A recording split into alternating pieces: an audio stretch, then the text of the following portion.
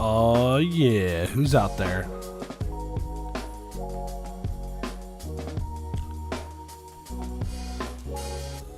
Getting ready to start the show. If you in chat, say hello.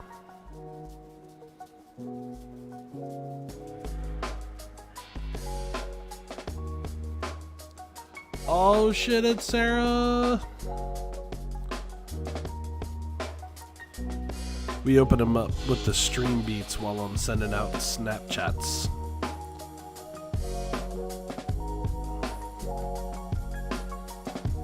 How's work, friend?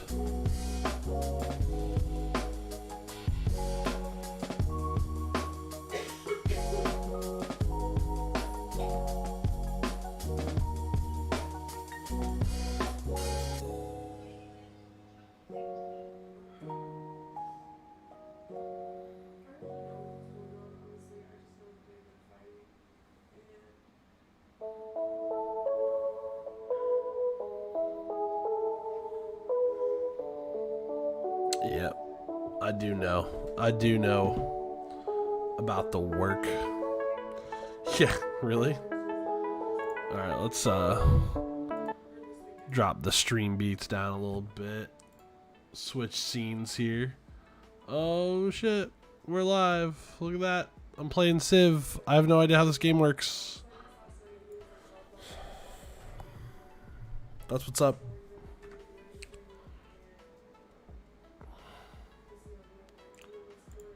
Start my recording for the night. Actually got some good news today on the politics front, my friend.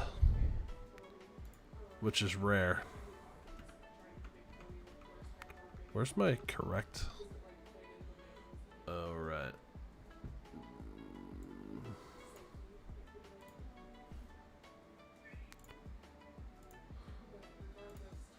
It's looking like, according to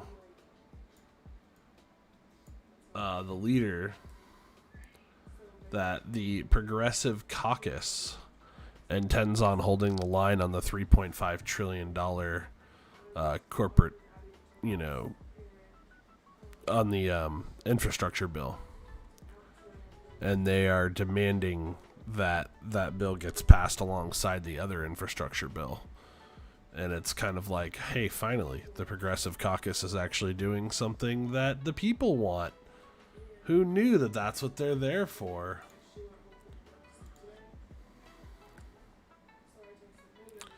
So that's pretty exciting.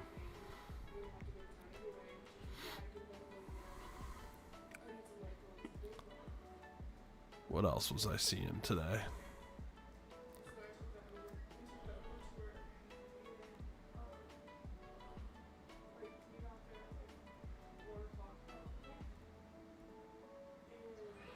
Diablo 2 Resurrected comes out tomorrow, officially. That's pretty exciting. Florida introducing the same bill that Texas did, basically. It's carbon copy. Could have predicted that.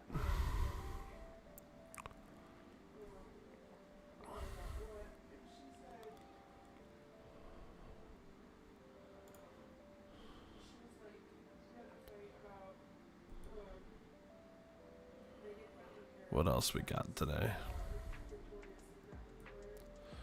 Oh, hey you. Wow, instantly 5 viewers. It went from 1 to 5. All of a sudden everybody was here.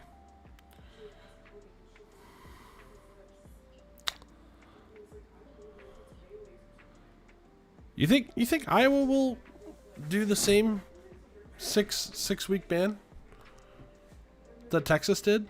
I feel like that's a little less savory here. Like, we've got a pretty big blue population in the metros, although I don't know, maybe I'm wrong. I hope not. I really hope you're wrong. I really hope I'm right and you're wrong, but now that I'm saying it out loud, I'm actually more and more scared of that by the minute.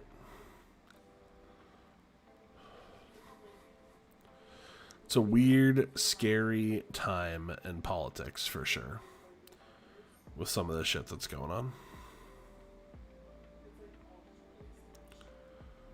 So, does everyone want to know why I'm so fired up about bad and stupid arguments today?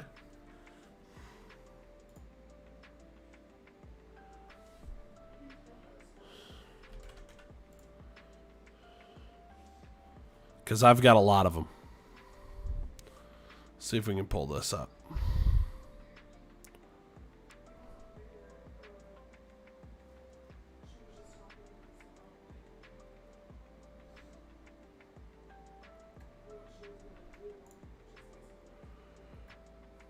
All right, here's one.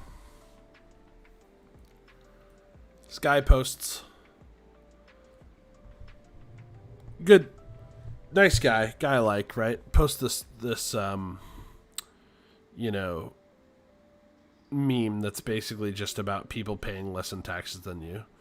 And then I probably shouldn't be revealing these people's names on stream, but I don't care. I stream to like 5 people.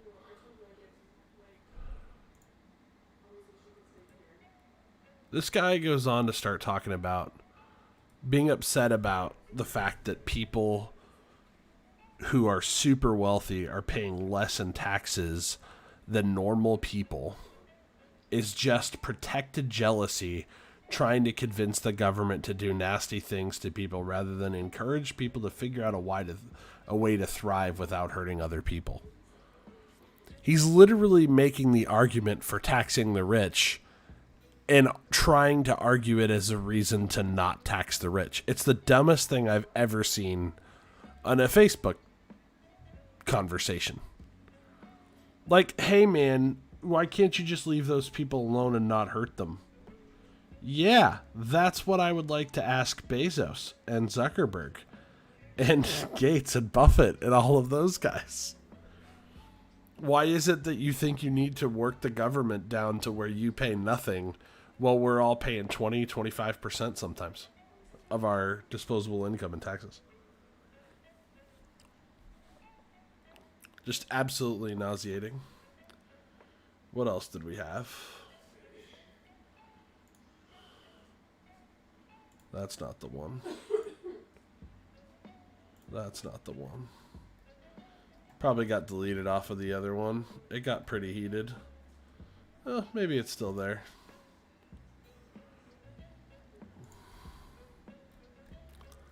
This one went back and forth for a long time.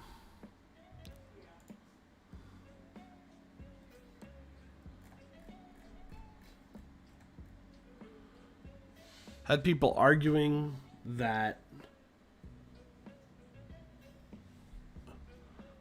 we shouldn't listen to the CDC now, and had absolutely no direct answer as to why the CDC should have been trusted with every vaccine before this one. That was a fun one. That was one of the dumbest conversations. People asking me why won't I just leave them alone? It's just a meme.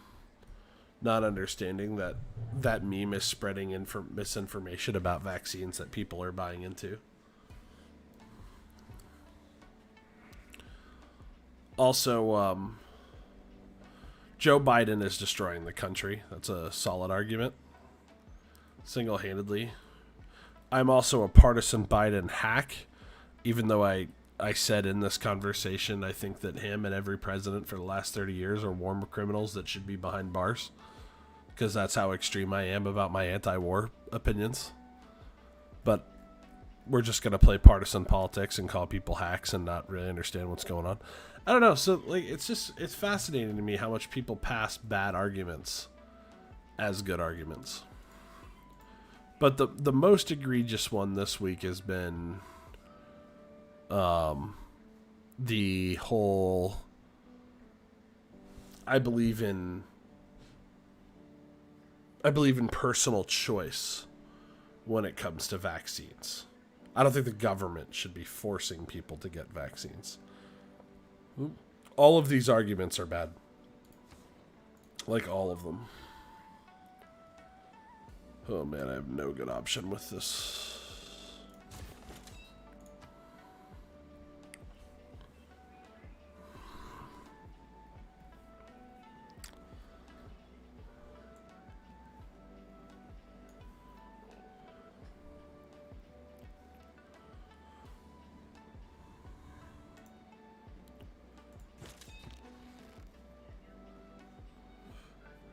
I also don't know how to play this game. You're going to see me struggle mightily to know how to play Civilization 6 if you're watching. I just got it because it was on sale and I'm learning how much I don't know. I think I want you to stay put. Yeah.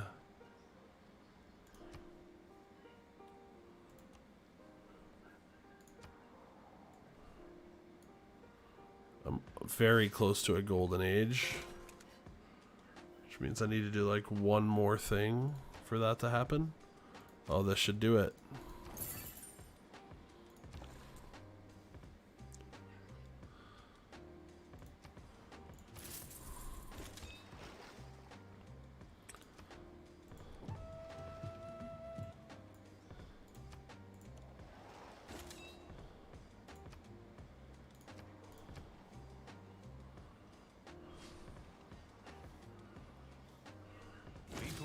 Find time for it.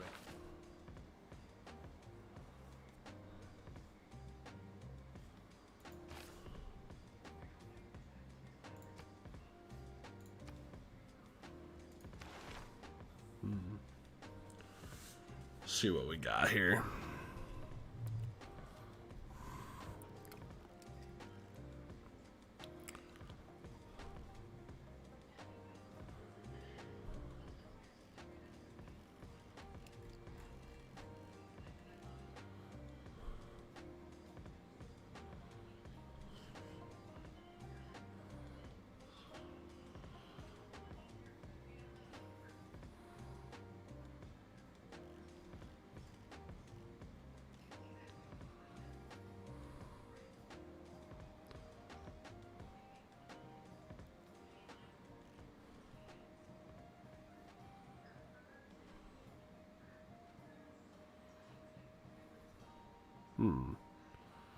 Apprenticeship? I think that's what we're going for.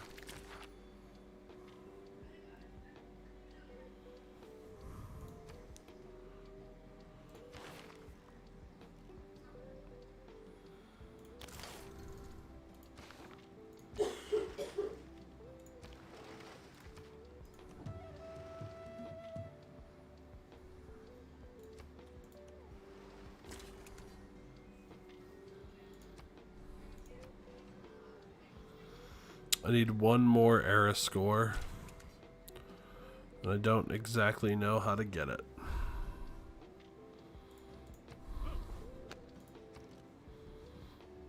Oh yeah, that's one way.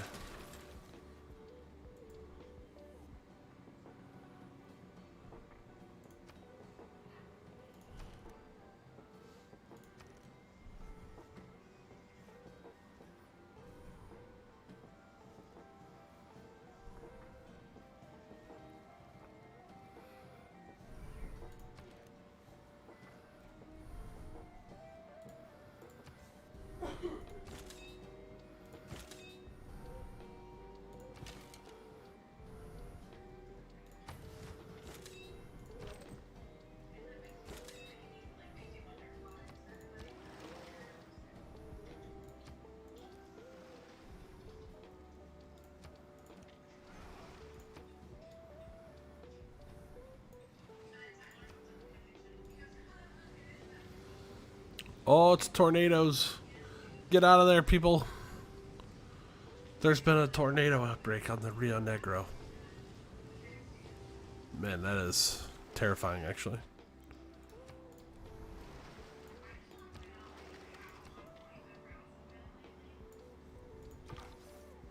If it's natural to kill, how come men have to go...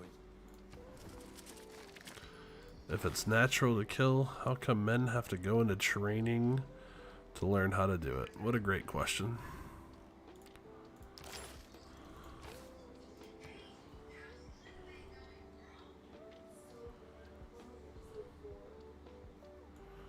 I could make a settler, but I don't even know where I'd put it. Probably somewhere up here. I guess that's what we'll do.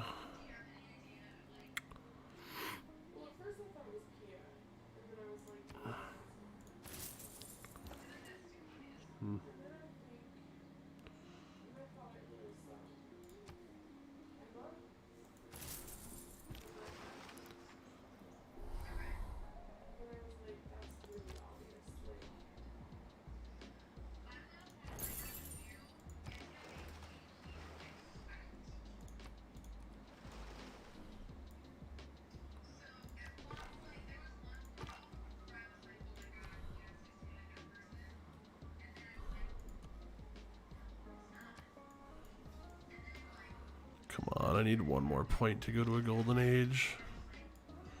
Next era, I need to figure out how to get it.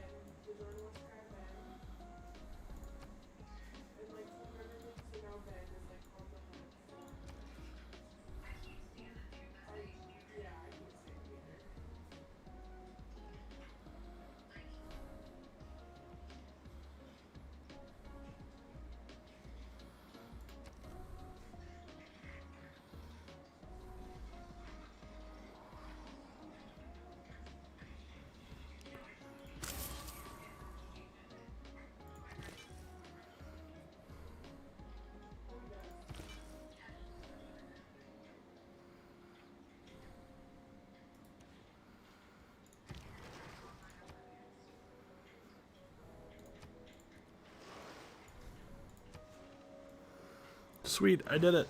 I'm gonna be,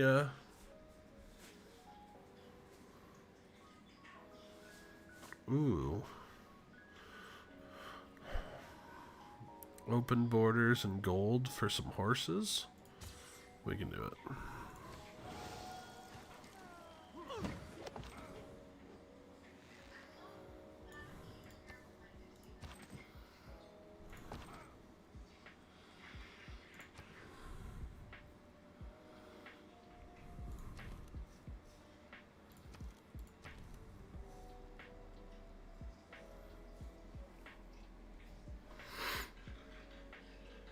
Okay, sounds good. Hit me up.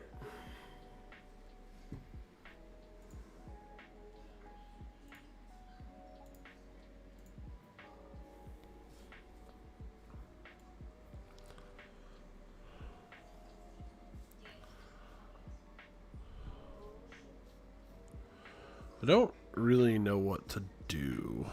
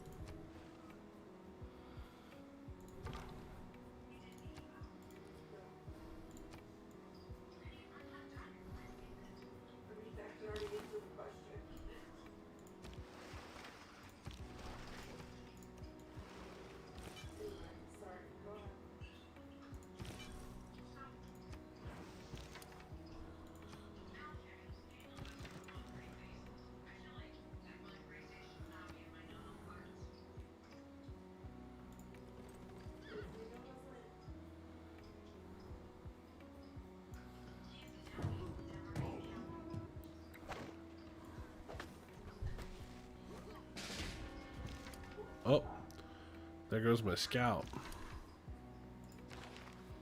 Dude just got clapped. Did you already talk about bad arguments? Oh shit, you're here. Yeah. I mean, I did briefly, but there weren't a lot of people hanging around, so, you know. It was mostly me sitting here talking to myself. But what's up, homie? What's up, dude? How's it going? It's going. I was told to ask when replied to with that answer if you're okay, so are you okay? Wait, what?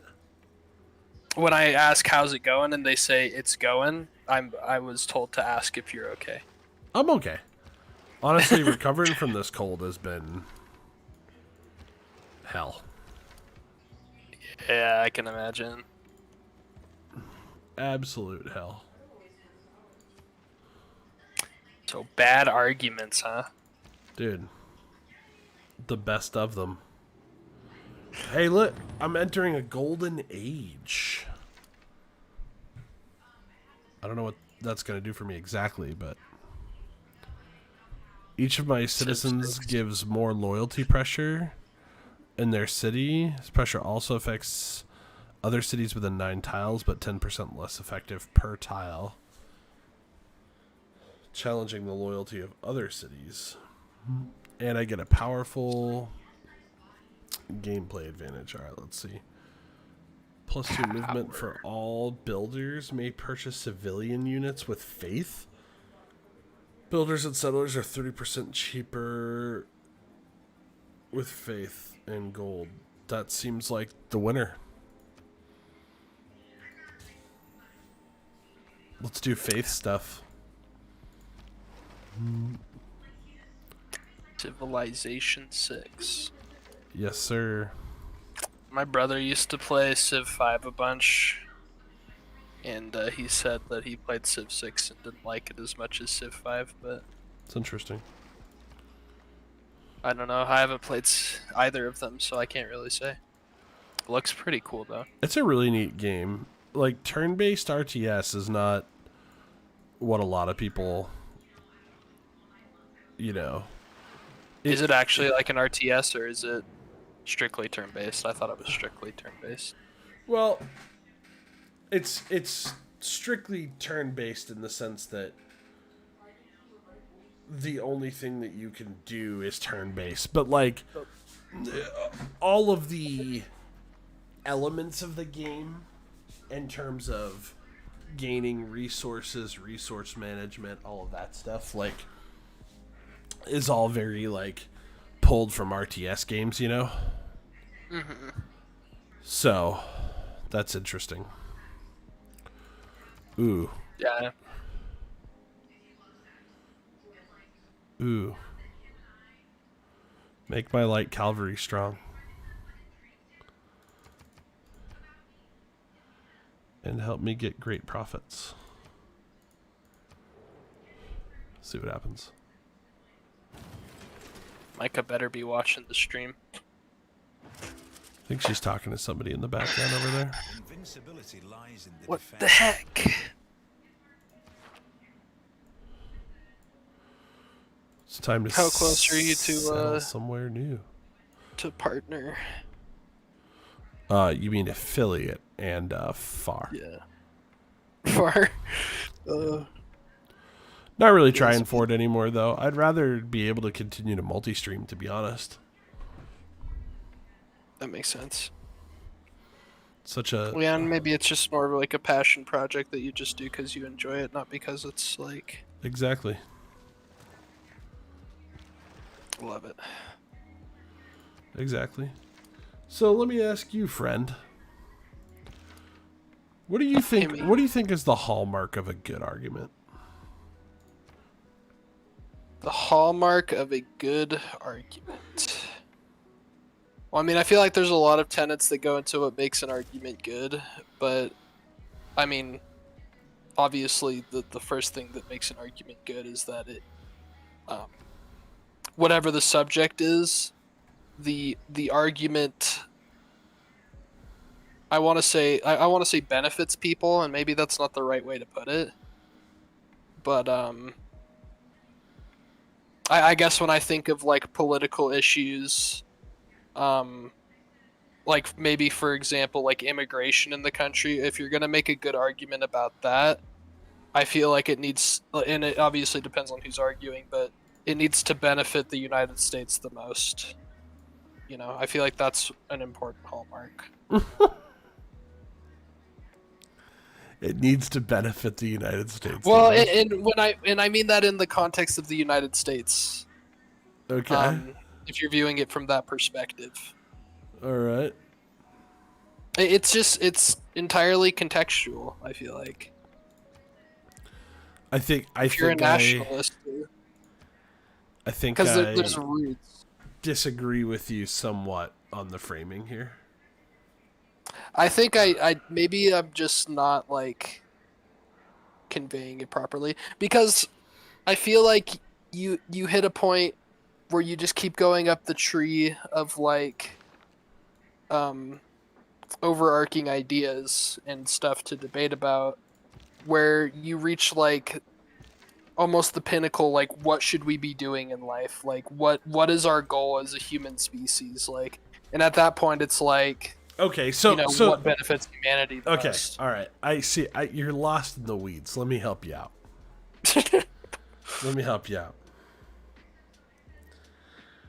Let's make it really silly and fun and simple. Okay. Let's say that we are arguing, which is, by the way, let's actually do this. Let's define an argument. Okay. We're going to clip this. This is going to get clipped for sure. All right, shoot. An argument is defined as two people's perspectives clashing in an attempt to discover which one has the more true perspective. Does that make sense? Yeah, I mean, so we're talking about it in the context of two people. I thought you meant just having like an opinion, like the argument itself could just be encapsulated by one person. Well, right? if there's no one else to disagree, there's no such thing as an argument. Typically a heated or angry one. This is what's wrong with Google. Why do they have to add that on there? So here's my point. A reason or set of reasons given with the aim of persuading others that an action or idea is right or wrong. So if there's nobody to oppose it, there's no reason to... There's no argument. Exactly. So that's kind of what I wanted to get at. Okay, yeah. So an argument is for the purpose of persuasion and trying to come to truth and figure out who is right or wrong in the in-between. Okay. Yeah. So what are the good tenets? Like, because I guess so we're talking about like, what are the tenets of a good argument? We're talking about one particular viewpoint, not like an actual discussion, right? Like not. Yeah, I'm asking like a viewpoint within the argument. What makes the argument itself? Like, what are the qualities of a good argument? So let's make a really silly example now that we've defined it, okay? Let's say we're having the argument, which is the better peanut butter? And I'm arguing for Jif, and you're arguing for Skippy. Skippy's the best. Oh, see, I'm a Jif man. I didn't know that I was actually going to call that down the correct lines, but... Here we go. Having to explain to someone what little dick energy is funny. That's funny. I don't know. I feel like you're just pulling hair strands with the peanut butter argument, because there are just objective qualities about the peanut butters that I feel like determine who's right. Oh, there are? Yeah, because there's some peanut butter that tastes like cardboard, and there's some peanut butter that tastes like peanut butter. Like there's a staunch difference. Okay. There's a losing side and a winning side of that. You think Jif doesn't have actual peanut butter flavor? It's just not as good. It's just not as good. So that folks is what we have demonstrated to be a bad argument for something. It's just not as good. In fact, that is not a reason. Sure it is. It's not a good reason, but it's a reason. It's a bad reason. It is an argument. Yeah, it's a bad one. And that's the point, right? A good argument has, first of all, appeals to a standard. And that's the first thing that I want to get across. To me, the three tenets of a good argument are this. Number one, it has to be logically sound. And you'd be amazed how many aren't. So many people make arguments riddled with logical fallacies. Since it's been a hot topic this week, the whole my body, my choice. What happened to that? You're forcing me to get a vaccine.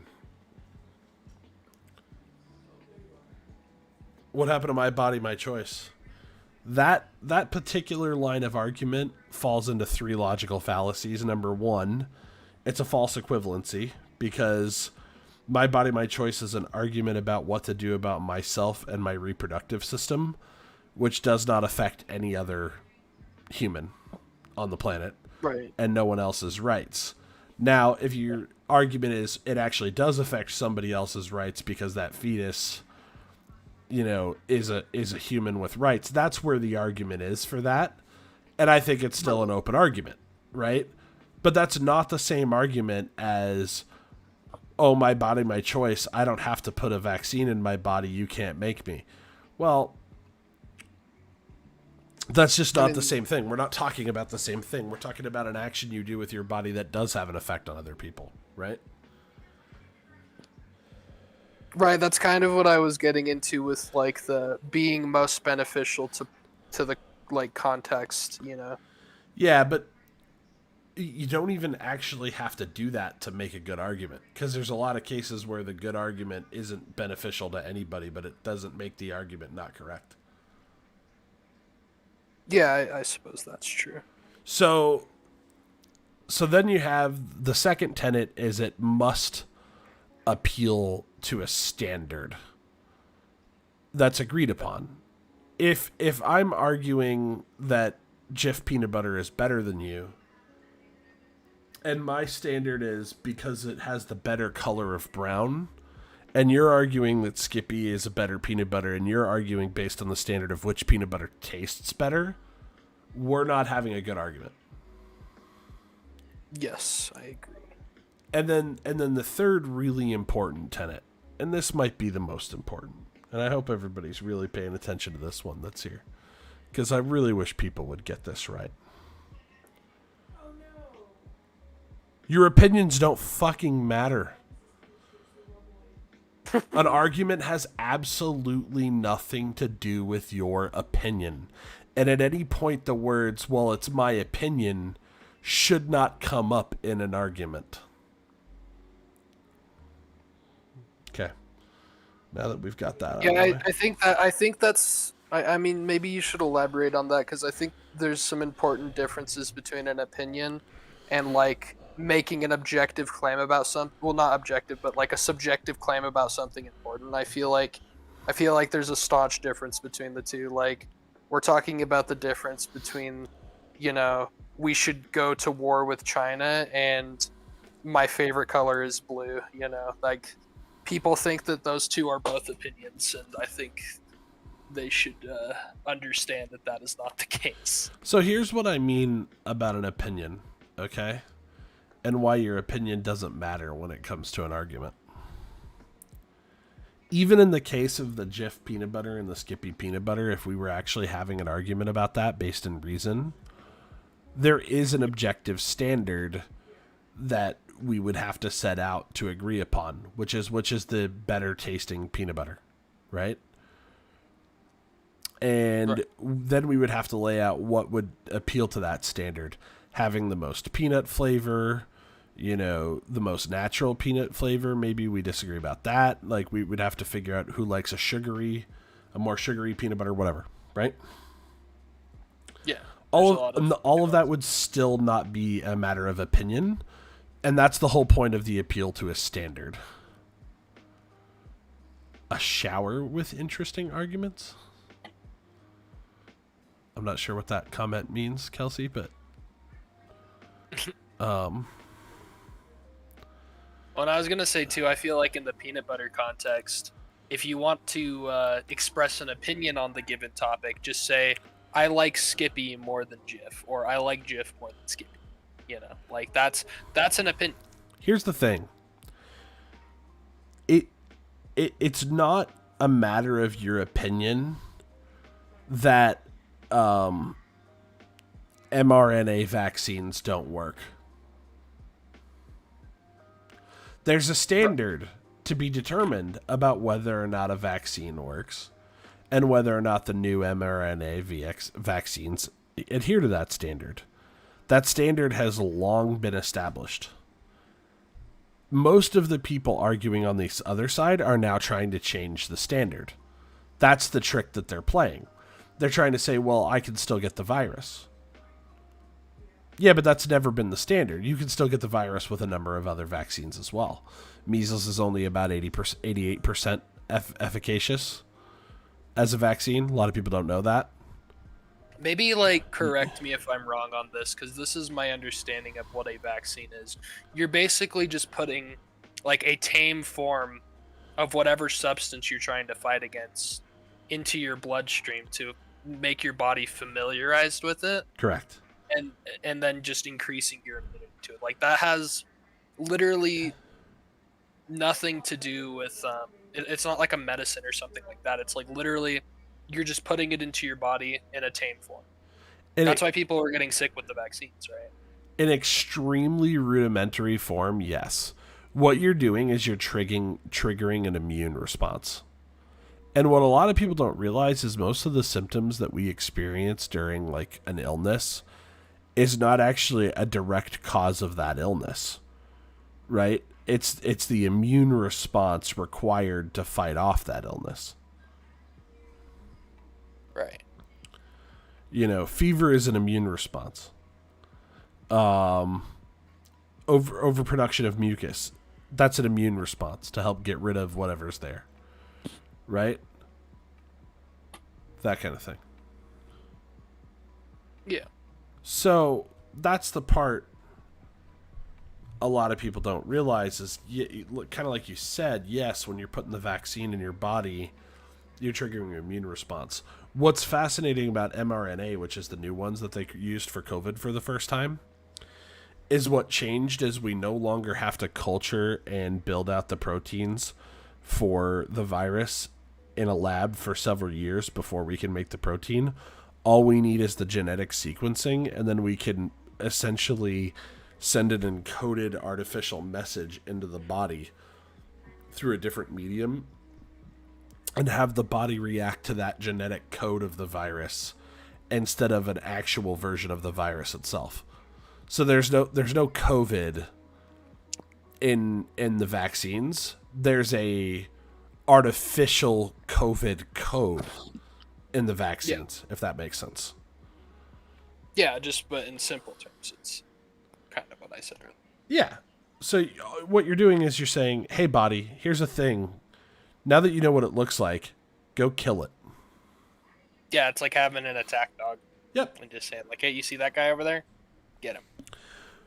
So very rarely are vaccines ever 100% effective. One of the only ones where we think we might have gotten one that was 100% effective was polio. Which is a good one to have 100% effective. Right. But it also takes like 4 shots. Right. You know, over a period of time or whatever. In the case of measles, that vaccine's only 88% effective.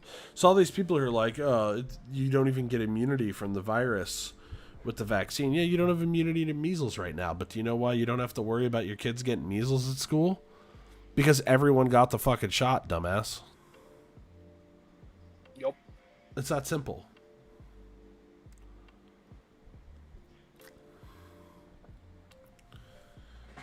the standard for what is an effective vaccine had already been established, and then what happens is people want to change it.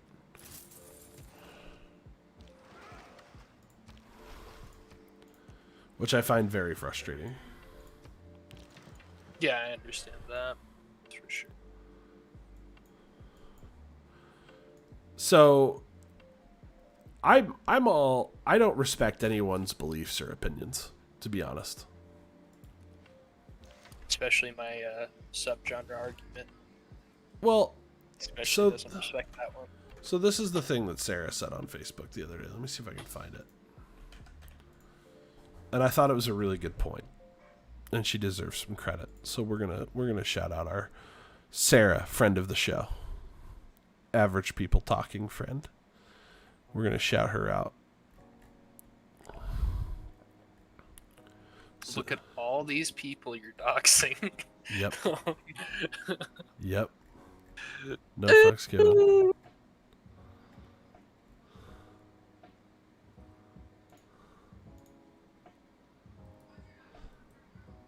So I posted this thing that said, I don't respect other people's beliefs. I respect good arguments. Questions have correct answers, and you don't get your own truth.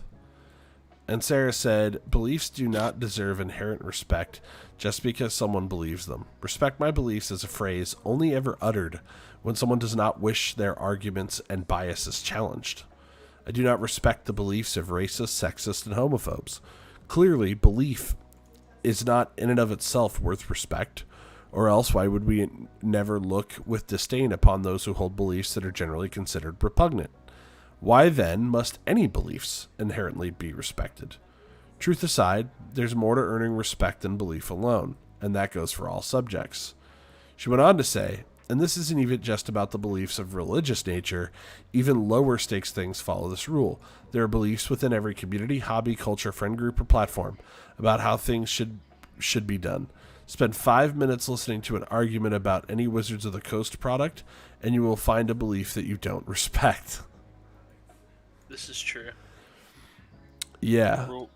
I don't respect rule Nazis. D&D. Yep.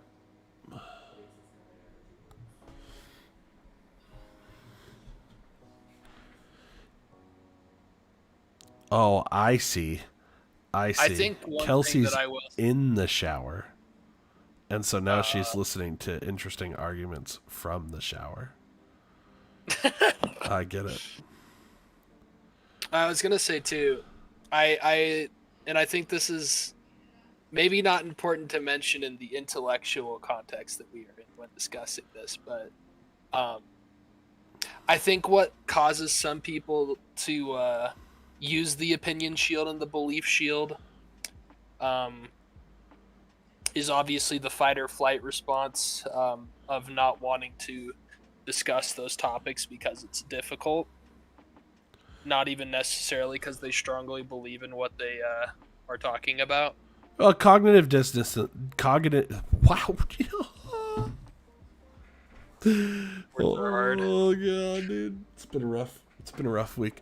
Cognitive dissonance sets in immediately, and if you don't know what cognitive dissonance is, it's the let's see what the dictionary definition is, but it's the pain that you feel when you're simultaneously holding two contradictory beliefs.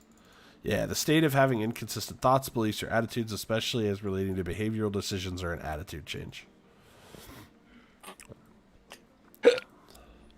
Could one say being in the closet is cognitive dissonance? No. It could be very logical and practical and reasonable to be in the closet. Wait, then what is... Then maybe I'm confused on what that means by inconsistent thoughts. So, here's one example.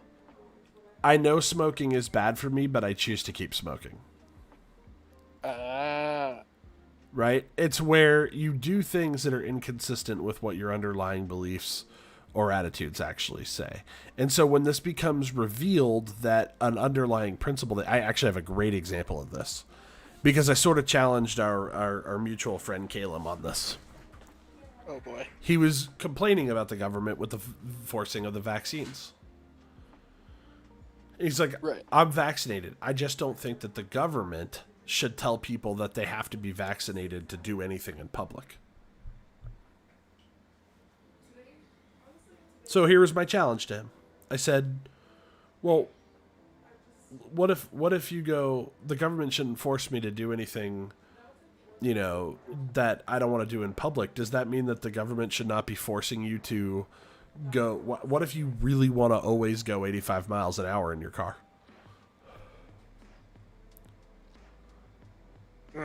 Should the government not force you not to do that when you're around other people?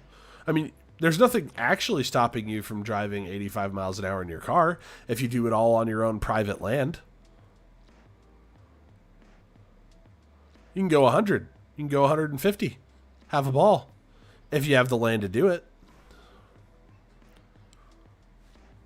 It's when you're on... And I see the cognitive dissonance here is that he believes that the vaccine shouldn't be, like, forced by the government, but he got it himself.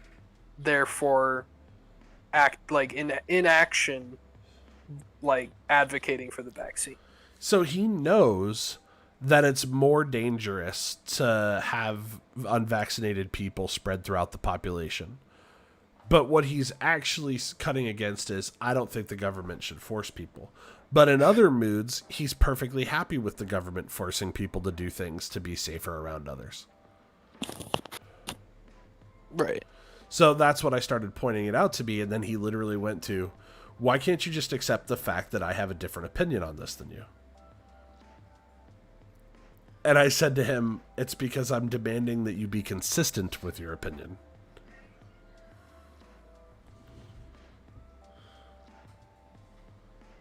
Yeah, I love Terp to death, but it's hard to get through to those type of people. Like, and again, I'm all for it. Like, if that's your opinion and you want people to be able to engage in risky behavior and have the government not, like, force them not to, and that's the opinion that you want to take, argue that, baby. Let's go. But you're going to have a whole lot of problems with trying to convince anybody else that that's a good method of policing ourselves as a society. Yeah, I guess that's kind of my thought.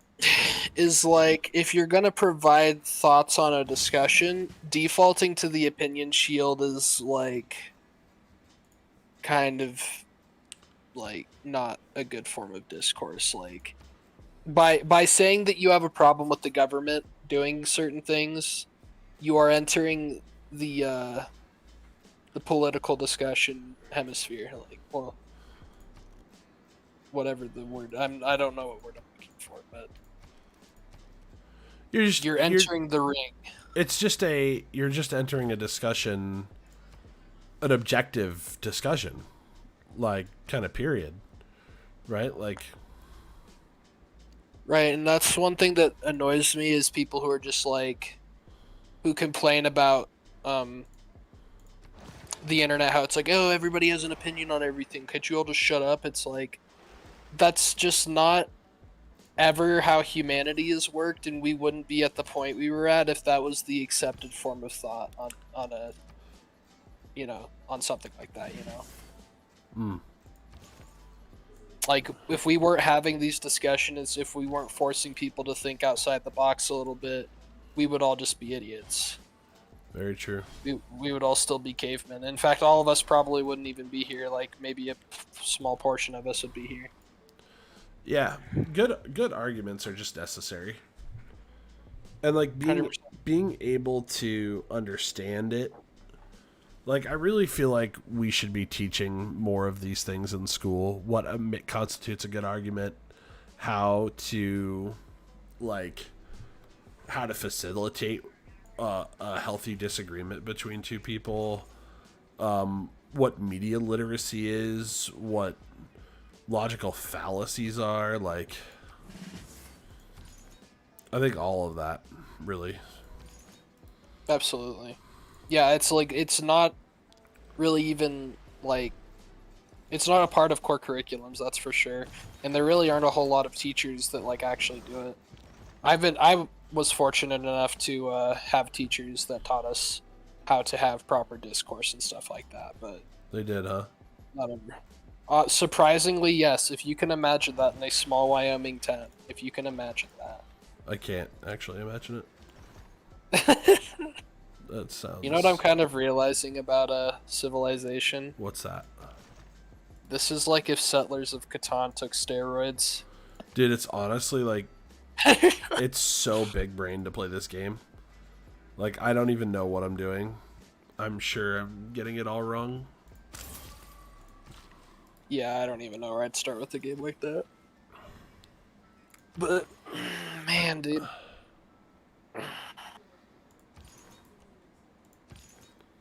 Yeah. Want to talk about subgenres? Yeah. Fucking subgenres. Let's have a subgenre stream, Johnny. Actually, here's a fun one for you. Let me pull this up really quick. Oh boy. Since you brought it up. Are you gonna shit on my subgenre belief?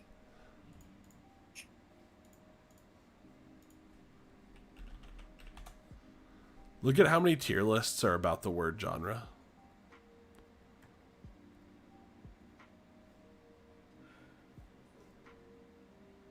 Is there gonna be like a why won't this go away? Go away. pages thing? I don't... Go away.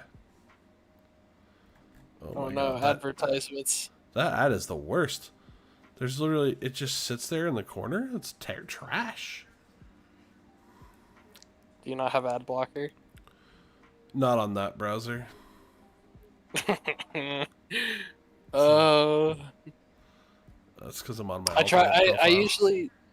Oh, I usually don't admit that I use a ad blocker because it's kind of fucked up. But I don't think it's fucked up. I hate the advertising model. I think advertisement, I think advertisement as a means of paying for things should be actually illegal. That's a hot take that I have.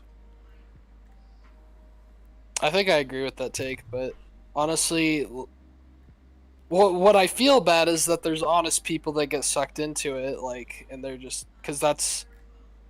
In a climate like a business climate where everybody's using advertisements, it's hard to not use advertisements. You know what I mean? If you go for a paid subscription model, no matter what, people are just going to not be as attracted to it. People like free. All right, here it is. The extensive metal genre list. Look at how many fucking subgenres of metal people have made What up. the fuck is that middle one? New Doge Heart? What does that even mean? Now I have to look it up.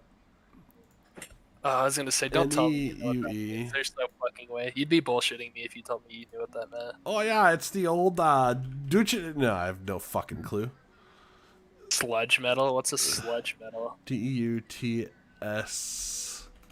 Sludge metal kind of CH. sounds cool. Stoner Doom? Stoner Doom? Did I just see Stoner Doom? Subgenre of rock music developed in Germany and Austria in the early to mid 90s and early 2Ks. Oh god. So it alludes to more terms that we don't know. Is it literally just basically bands that sound like Rammstein? Oh, the coined was termed, by the music press after the 1995 release of the German rock metal band Rammstein's first studio album. So it's literally just bands that sound like Rammstein. Was this tier list meant to convince me that subgenres are dumb? Yeah, what's the point of this? Yeah, this is a little out of hand. I could literally make a whole tier on this tier list of shouldn't... Actually, let's do this. We're doing this. This is going to be funny. Oh Add a my row fucking below. God. Add a row below. Okay. We'll add an F as always. Don't know why people don't do that. And then we'll add a this color, and we're gonna say dumb. The dumb tier. No, name it the Tobey Maguire tier. Also true. Why are you so zoomed? I've already been. I don't know. I've already been able to put 4 of them in this category. Yeah, I don't want to play this game anymore. I don't know what I'm doing, and I haven't learned it enough to just play it on stream freehand. Okay. While I'm having a conversation, it's probably embarrassing myself horribly. I really want that to close. Go away. There we go. Okay. All right. Gothic metal. I will sort of grant that a real genre, although it's a stretch to me. And that one's going to go in the C tier. Prog metal, A. See, prog black metal, like just adding the word progressive to black metal and death metal doesn't really... You know what the problem is, Johnny? You know what the problem is What? here? It's because this is subgenres of a subgenre. That's the problem. Yeah. And that's what you take it too far. That's what you do with games, my guy. No. Subgenres are great until subgenres have babies, and that's not true. Okay, tell me. Platformers and Metroidvanias are very different. They're not. They are. No, because They are. Because a Metroidvania has all of the same stuff in it that a platformer has in it. Like you can't make a Metroidvania without the base tenets that make a platformer. Or it wouldn't be a Metroidvania.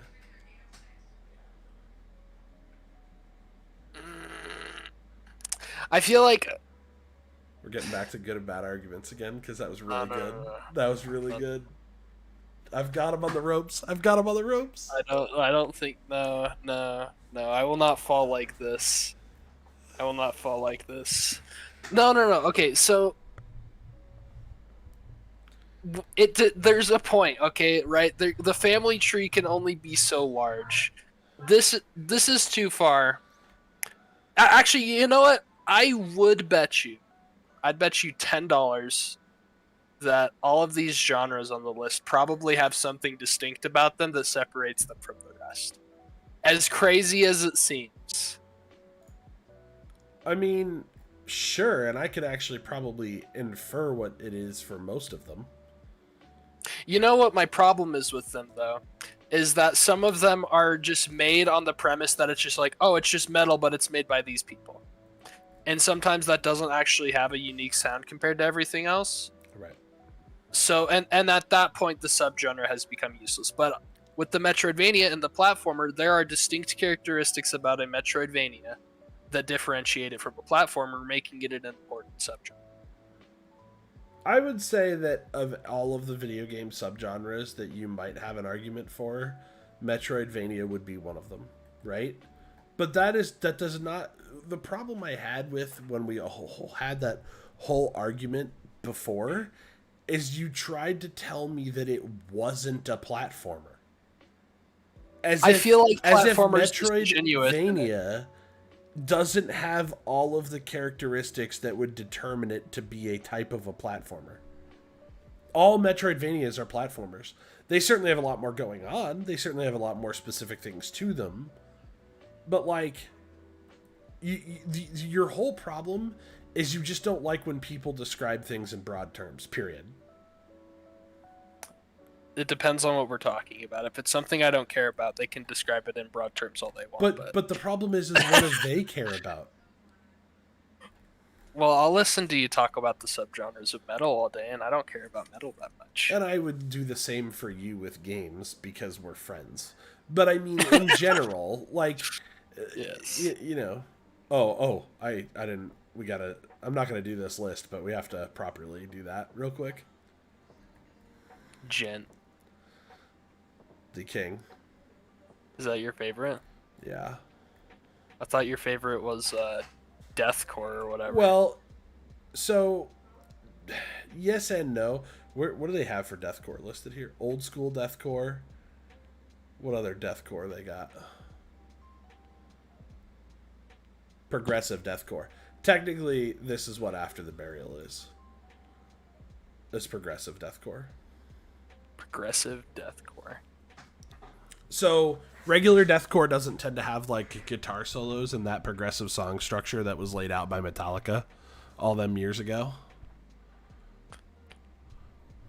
So there are probably 6 or 7 bands in the deathcore genre that are relatively large, and then obviously, you know, dozens of smaller ones, but that are that are deathcore, but they follow a progressive song structure. After the Burial being the biggest one, but then you also have like Born of Osiris, Veil of Maya. But After the Burial kind of floats between progressive deathcore and gent. Gent shouldn't exist as a genre name, but I've given up trying to fight it. That's fair. It basically refers to the type of sound that the guitar is making. It's kind of got that like progressive, like polyrhythmic sound to it, right? And there are a bunch of bands that are gent that are not deathcore. So I like the combination of gent and deathcore together. Like that would be my favorite. Like these things together, if that makes sense. The power. That's pretty sweet. But C subgenres, very good. But only to people who specifically know what you're talking about. Okay, so here's my whole point, right? If I say After the Burial is a metal band, sure, that doesn't tell me a whole lot about After the Burial, but they're still a metal band, and that's my point about Metroidvanias. So what you're saying is that if you don't care about the subject, just speaking about it in broad terms, it's much more beneficial for the other person. That was my whole argument. Well, I'll say this. If I was explaining Hollow Knight to my grandmother, I would tell her it's kind of like Mario. Exactly. Exactly. You would point it... But when I told you about it, you're not my grandma. No, but I'm also... You make the false assumption that I'm way more hardcore of a gamer than what I really am. I have a very limited scope of video games that I play. I saw you on Civ 6, you liar. You were gaming hard. Yeah, but that is my jam. Strategy games have been like the one genre I've played like every game I can get my hands on because I'm like, tasty strategic decisions. Speaking of, we're gonna play a little TFT. That's a game I actually know how to play on stream. I was gonna ask you, are you gonna play New World? No, fuck no. What if it's good? I still don't care. What if it's really good? Ask me if I have the time to play a fucking MMO right now. You don't need the time to play an MMO right now. What? It's not subscription based. You can just pick it up and play it whenever you feel like. Yeah, but that's not the fun. Oh, I got a quick ad on Snapchat. That can't be good. Nazar said that apparently it's like really PvP centric, so I told him I probably wouldn't play it. Yeah, it is really PvP centric. Not my jam.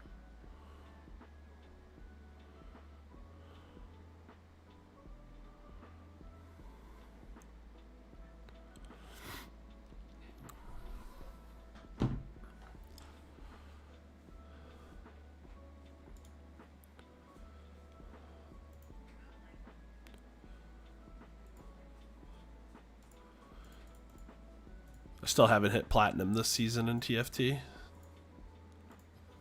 I'm slacking. What are you, gold? Gold 2, yeah.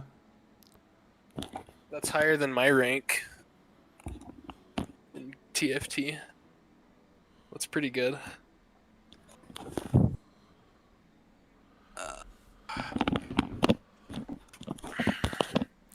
Remember that one stream we had about workers being abused and stuff? Yeah. Very relevant today. Uh-oh. Very relevant. What happened to you? Well, aside from going to work, yeah,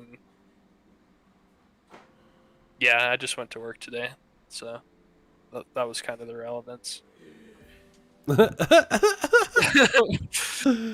I was at my job today. If I was at my job being abused by the capitalism system. Dude, capitalism is slavery. I agree. Did you ever talk about that? No. That's a good one. The argument is honestly so simple that when I make it, people like recoil at it because they just are like, man, when you put it like that, it's so obviously true. What's your argument for why capitalism is slavery? Okay. It comes down to this. Let's assume we have a capitalism system between two people. Okay? Yes. And we're the only two people in the economy. Yes. If you get there first and you have capitalized on everything, which means you've claimed all the land, all the resources, everything is your own. And then I arrive later and say that, hey, I think I should be, entitled to some of this. The capitalist says that's theft. Right? Because you didn't work for it. You didn't get there first. You don't own that shit. Shut up. So then that the capitalist person, the first person who capitalized everything, is going to say, well, look, if you need a place to live and food to eat and the resources that you need to survive, well, you can work for me.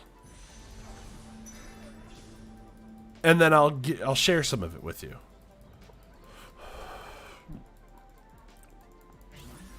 At that point, somebody else has come between you and the resources that you need to survive, and then placed a demand on you that you do labor for them, and they will grant you what they deem is worthy for your needs. If that's not slavery, I don't know what is. That's a good one. And people, And we're basically just advanced slavery. dude, it's literally what Rick and Morty said. It's slavery with extra steps, right? Because it looks like it seems as though you don't actually have that going on or whatever. But if you start adding up all of the steps in between you and the resources you need to survive, at the end of the day, you can strip all that away and make a really simple argument. Right? Let's just take the current economic system we have and explain to me how two homeless people would ever be able to create an economy amongst themselves and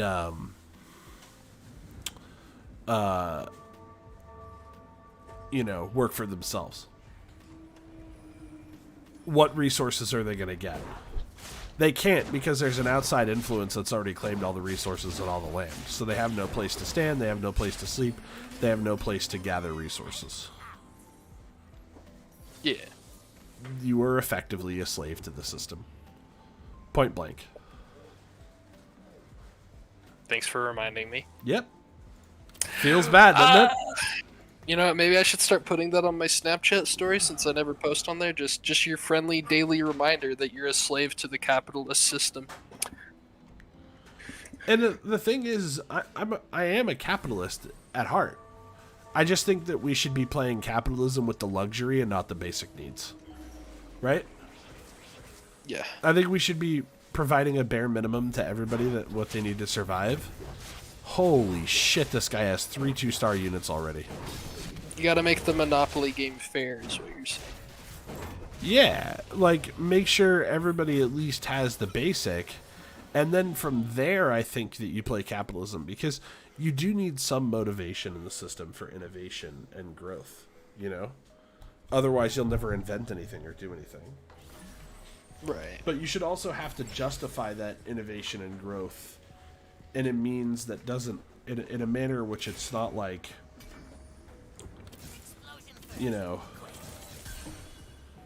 I'm just doing this because it's what I think is good. And everybody else has to work for me because I have enough resources that I can force them to do that work for me. Otherwise, they'll be homeless.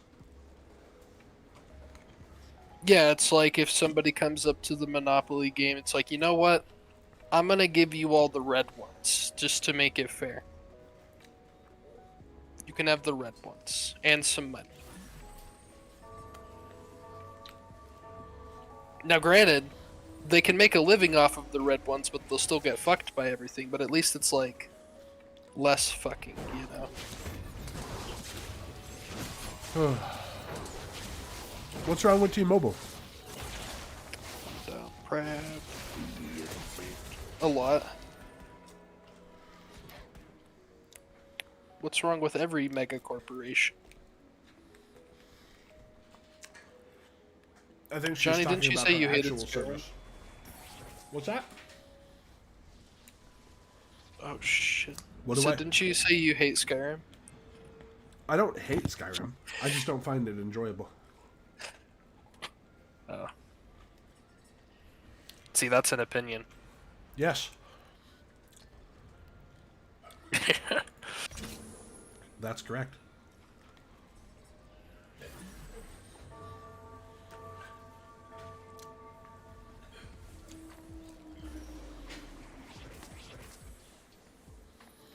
No one escapes my bow.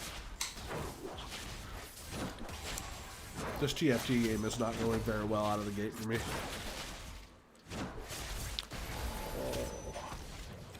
Oof. Oh no. You getting rolled.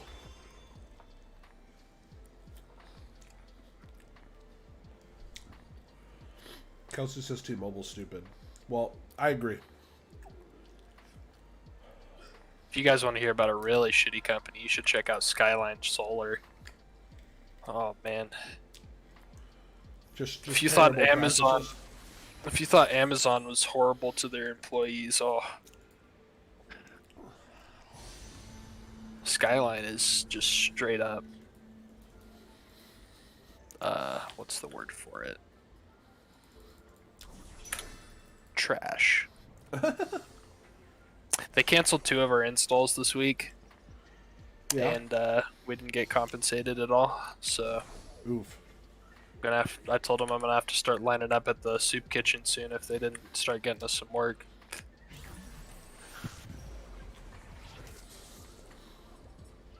It gets too cold for you guys here before long, doesn't it? Nope, we still work. Oh, okay. It's kind of we work outside while people put their dogs inside. Yeah, that's brutal. It wouldn't be so bad if they compensated us fairly, but none be seen.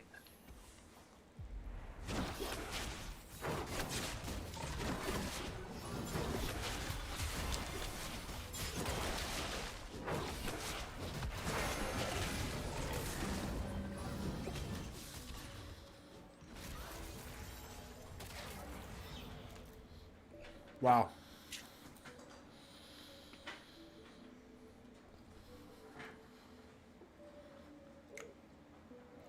This game literally couldn't be going any worse. No.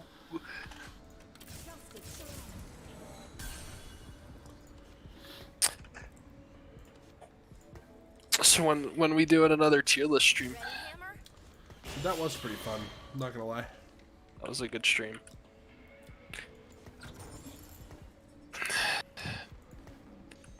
The weekly list.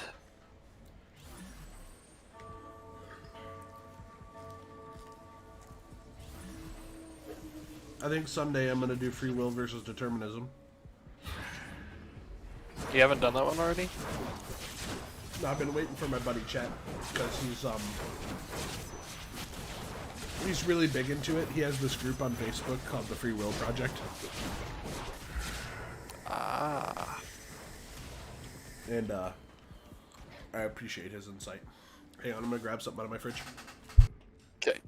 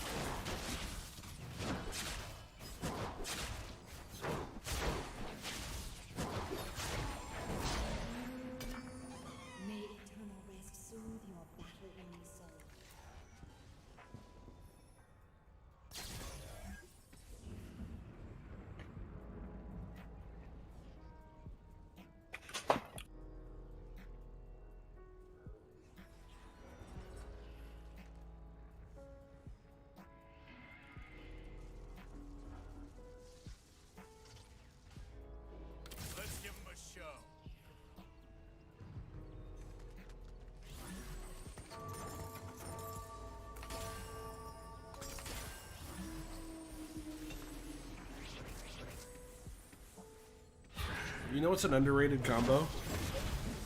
What? Barbecue sauce with French fries. Yeah, but I think it's underrated for a reason.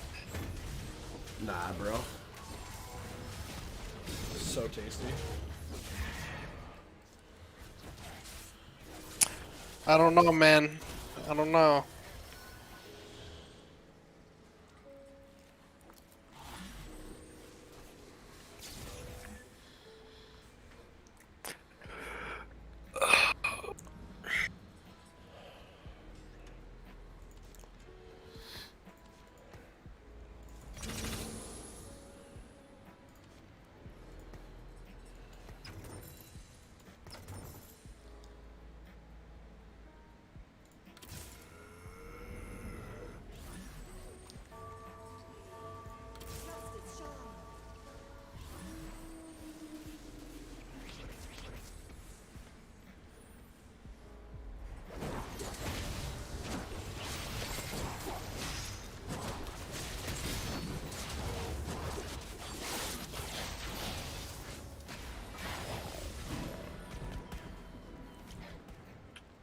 This is so bad.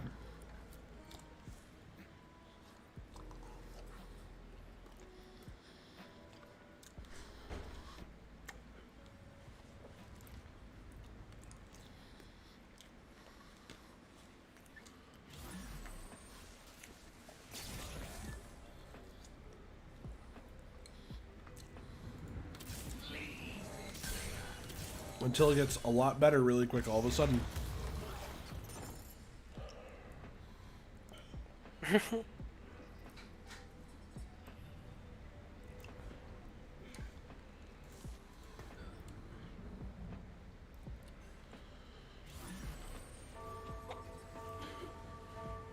That was really big getting that fiddlesticks.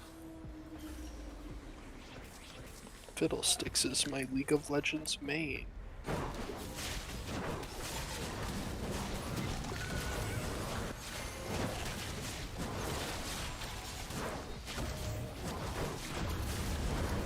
You ever play that on the stream, Johnny? What's that? Good old-fashioned League of Legends. Used to stream it a long time ago. I haven't played it on this stream. It's probably a good idea. League of Legends sucks.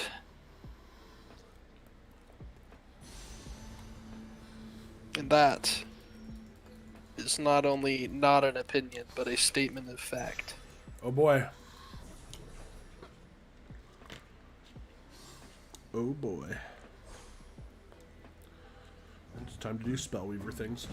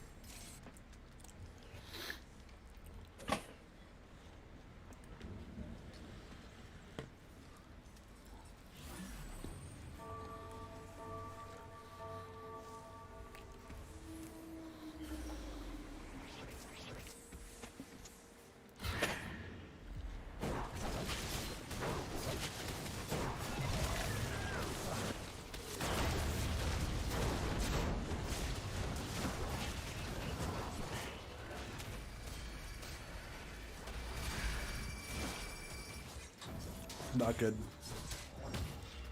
Think we die here anyway. Oh, maybe not. Big laser beam.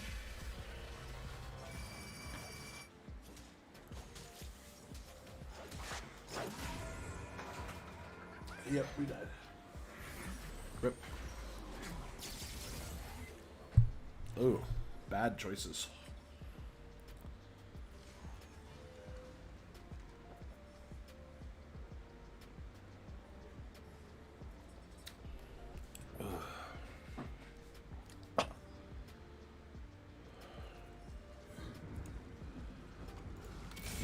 Really bad choices.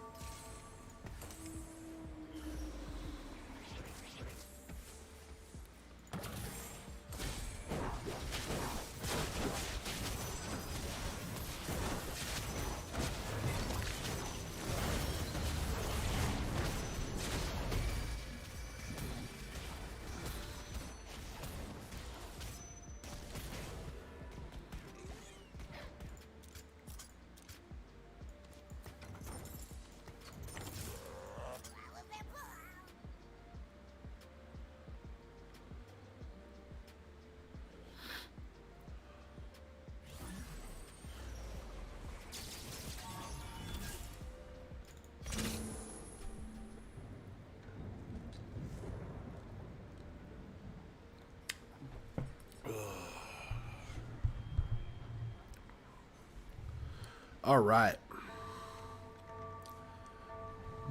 We might be able to recover here.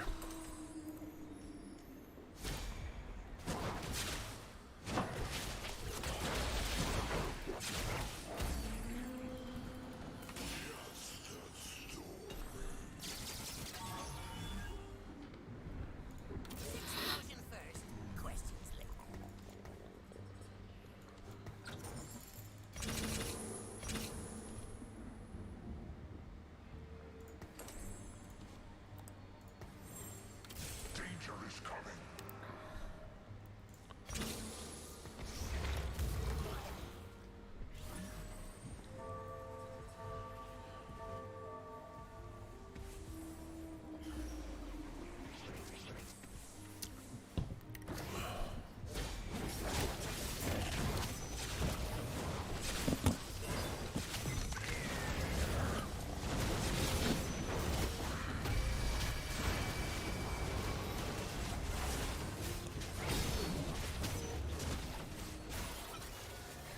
Owie.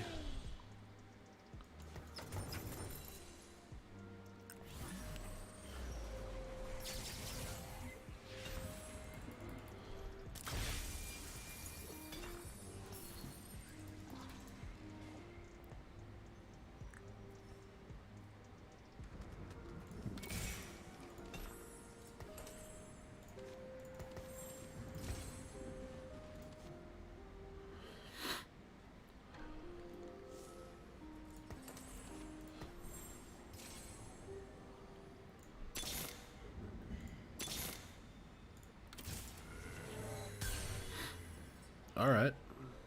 That's something to pay attention to.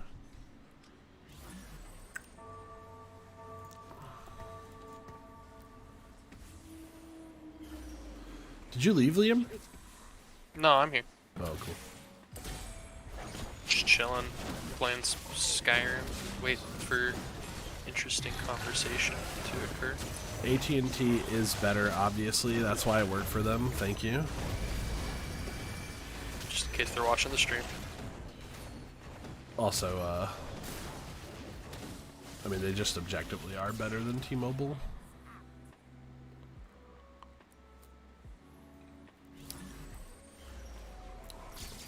They're probably the all-around best carrier, and I hate that that's true.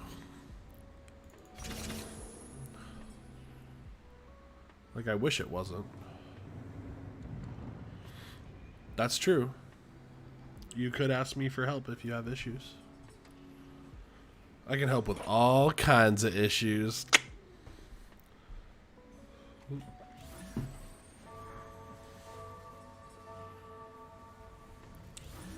No one needs 5G. My 4G is usually faster than most people's 5G.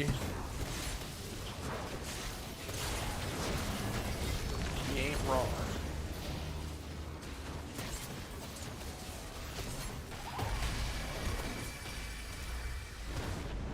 Five G is mostly for businesses, and people get a little too excited about it.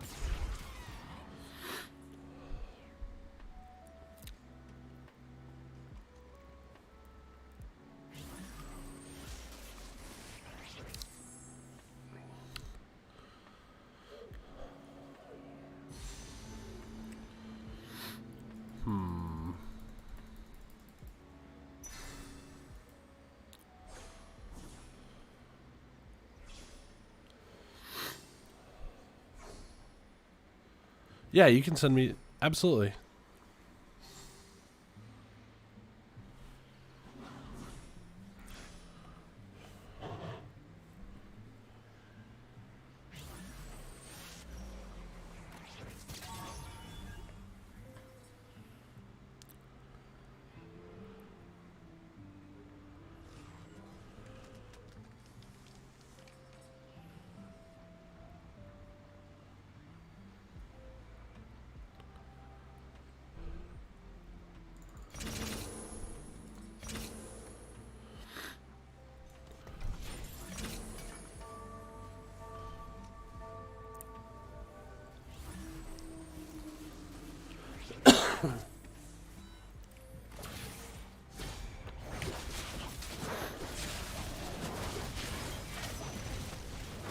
Do you think Eddie would ever come on the show?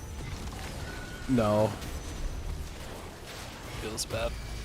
he would be a fun one though. Yeah, you would. Eddie is an elusive character. He is. I agree with that statement completely.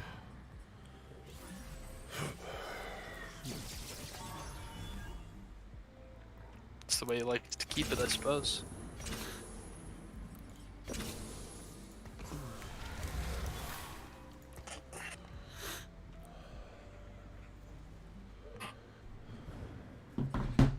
I think we got to push level 9 if we want to win. This is gonna be a tightrope here towards the end.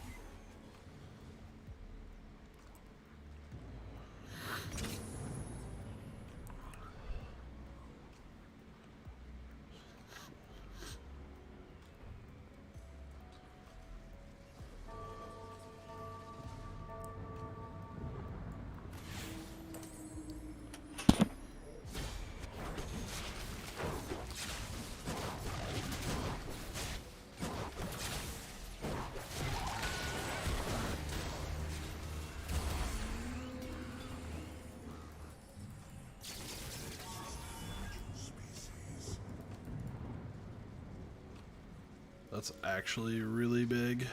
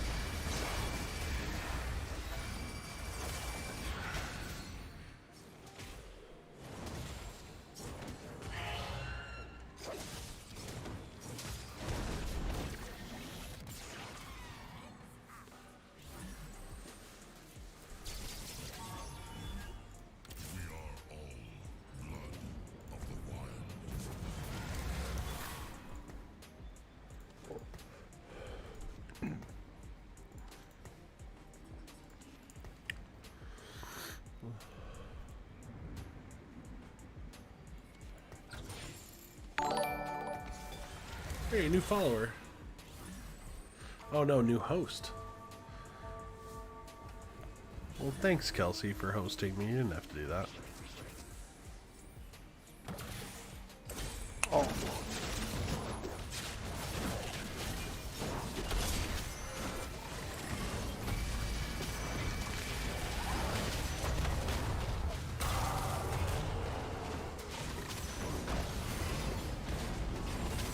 Oh, let's go, you big burly oaf. Dude, this is turning around for me. I'm on a 6-win streak after starting off that terribly. Is it because you're a skilled player? Yes. How do you be skilled at a game like that? What do you mean? There's tons of skill at this game. I thought it was like...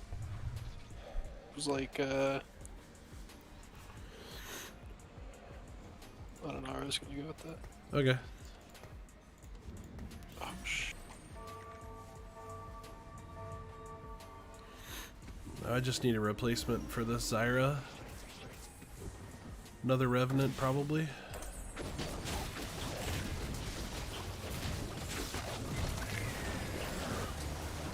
No, an Invoker. That's what I need.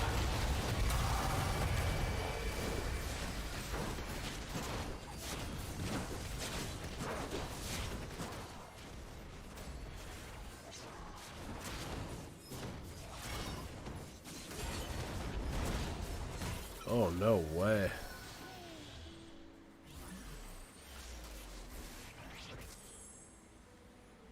Oh my god, that's a Teemo. That's so big. I'm probably not going to get this Teemo, but that would actually be massive. Oh my god, they're letting me have it? Yeah, that's bad for you boys. That goes in for the Zyra and just becomes absolutely dominant now.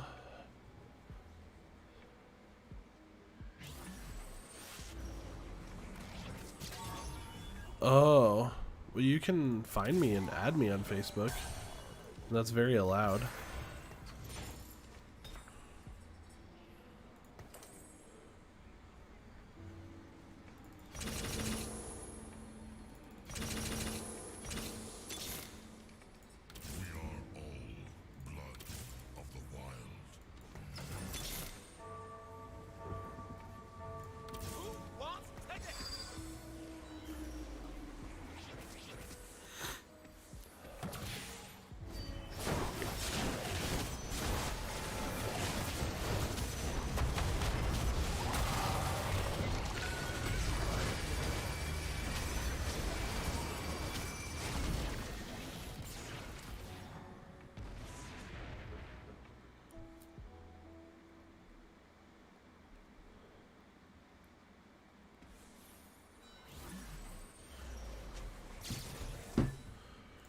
Yo, we are turning this franchise around right now. There's the Volibear 2, there's the Fiddlesticks 2, holy shit. Huge, dude. I believe in the future. God, I'll tell you one thing I could never get into is strategy games. Really? Yeah, How come? because my brain's small. I should say my brain just doesn't really operate that way. 'Cause my brain isn't small per se. Dude, I'm like a strategy guru. I don't even think you could teach me how to play. It's not because you would be a bad teacher, it's just I would just be unwilling. Yeah. I feel like long-term thought in games is just like, if you didn't get the roots growing up, like if you didn't start with chess when you were real young, and like you work your way into it, it becomes a lot harder to do. Yeah.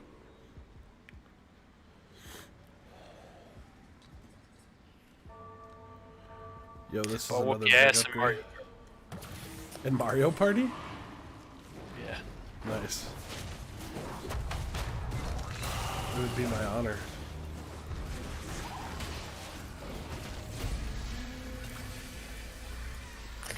It would be your honor to get your ass whooped in Mario Party. Yeah. Hell yeah, dude.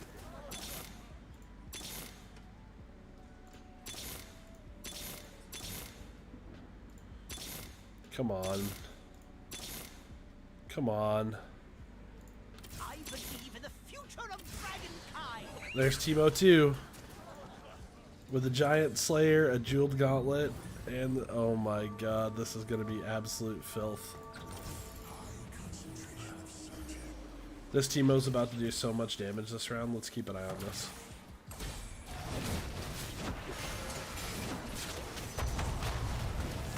Boom. 2,500.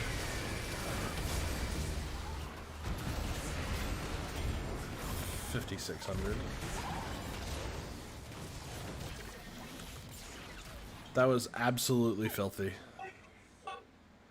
Absolute filth right there.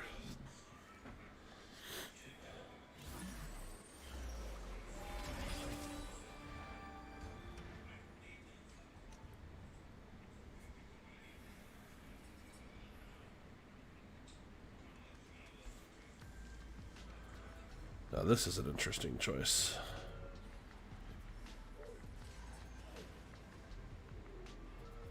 I think the appropriate choice is Zeke's here.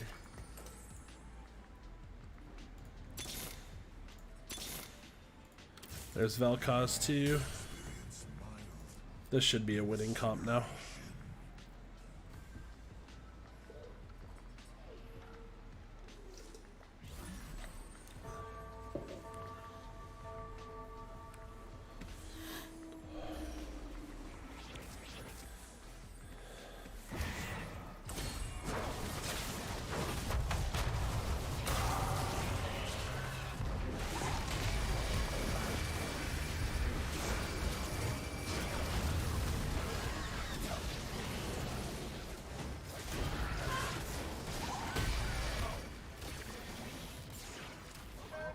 My god, that's hard to deal with.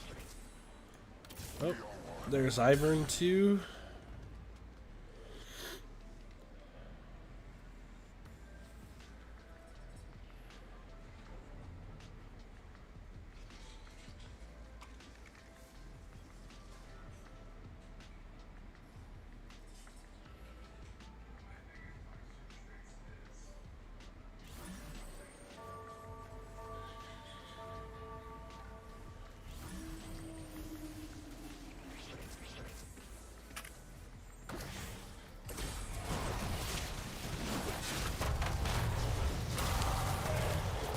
Okay. Okay. We're still okay. Oh no, we're not okay. Do I lose? Daisy! Getting wrecked. Oh wow.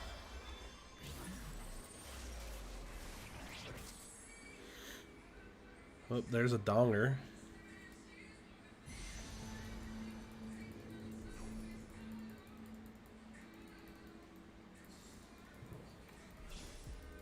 I think I want this instead. I was really tempted to get that Heimerdinger, but I think more protection will keep me alive better. Oh, there's the donger too anyway.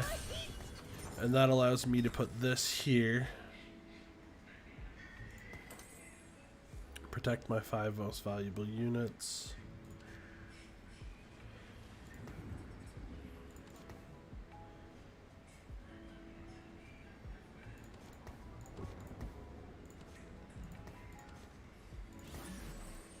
Let's try that.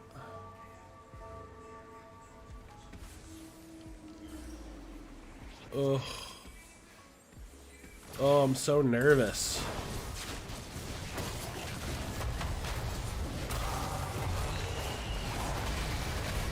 Oh, this is good, this is good, this is good, this is good. Oh yeah, we wrecked it.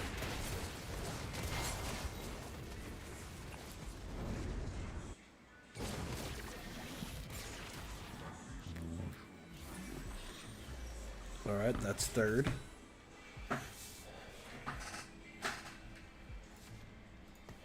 Now just for good measure, flip everything around.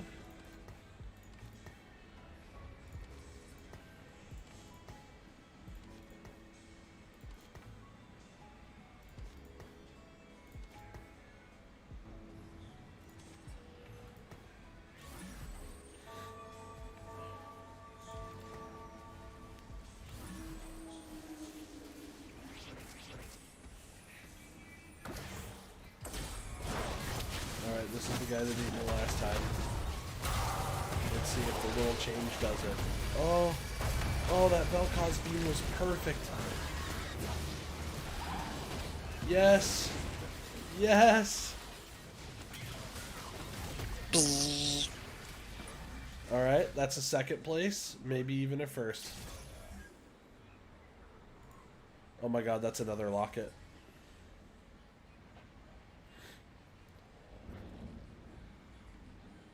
That's actually really funny.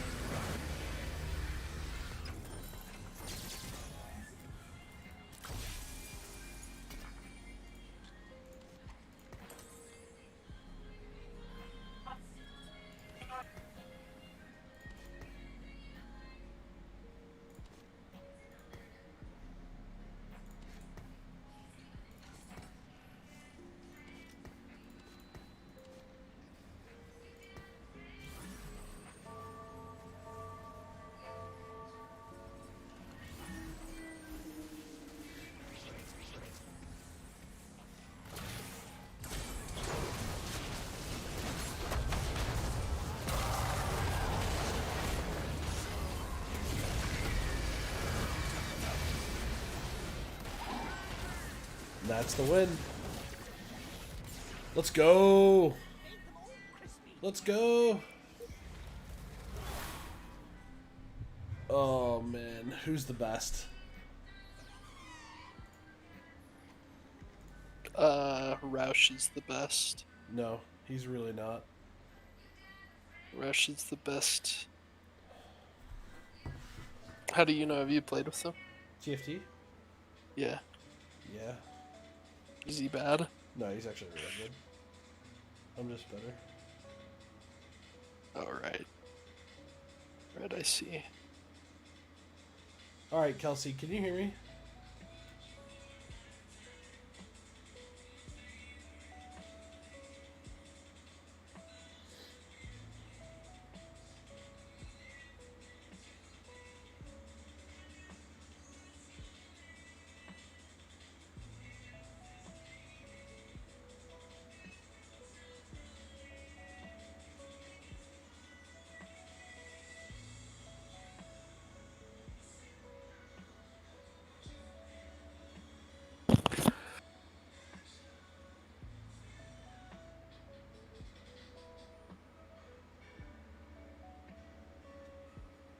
Oof. My stomach doesn't feel so good. Oh no. I might call the stream early because I want to bury my face in some more CIV without having to think about the stream. Well, you went for a nice hour and 47 minutes. That's pretty good. I'll take it. Especially given how fucking shitty I have felt. Should we wrap up with some onion as always? Yes. Oh, hell yeah, buddy.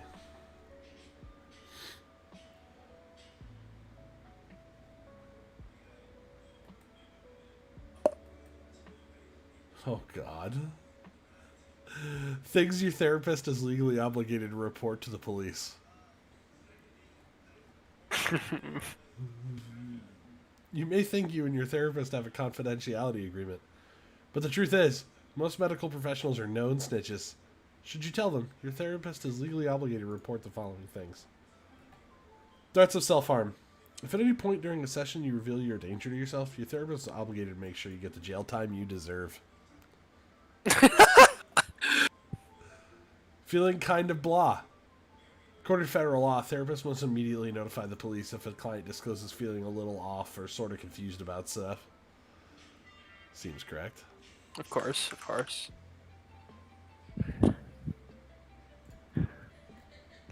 You sent fun pics in there.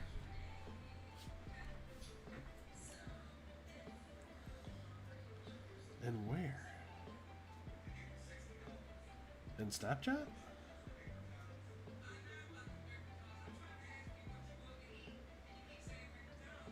I don't know what she's talking about. Cool music recs. Police are always looking to expand their musical horizons, so therapists frequently inform them of new bands clients have really been digging lately. You are screwing a cop's wife. Let's just say if an officer finds out you're screwing around with his wife, both you and your therapist are going to jail. Selling pirated DVDs. Unfortunately, many mental health professionals get kickbacks from major film studios for reporting intellectual property theft. You bring a dead body to your session. Yeah, that would make sense. I think I understand that. It's at your therapist's discretion whether or not to report you, even if the corpse isn't someone you killed. What?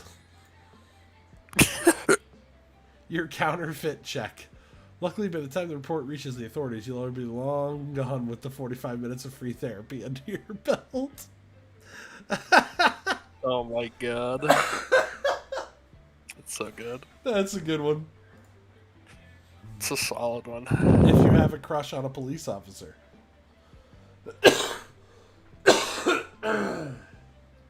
Actually dying.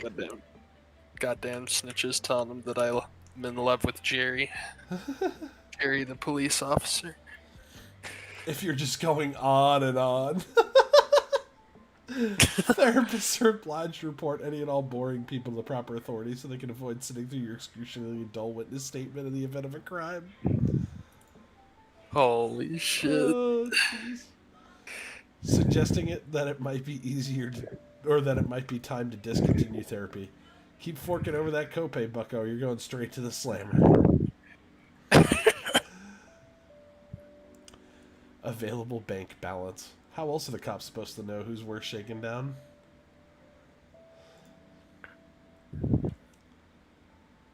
Alright. That's enough of that slideshow. It's a good one. FBI offering $100,000 to anybody who could tell them where all the love went.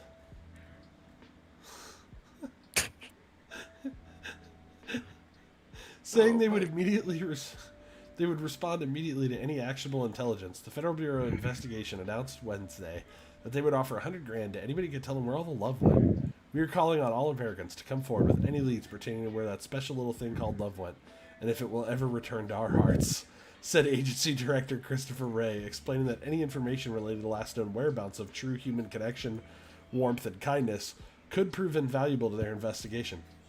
It's more important to stress that as recently as yesterday, love seemed to be all around us. Now, however, it seems to have vanished without a trace. We can only pray that a spark of human tenderness is still alive out there. If so, this nation can rest assured that we will be dogged in our pursuit of bringing back that loving feeling. At press time, the FBI was under fire for violating thousands of civil liberties in their dragnet search for love.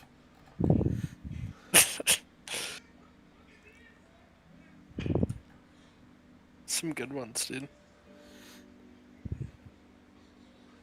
Unvaccinated mom wants to know if you're coming home for COVID this year.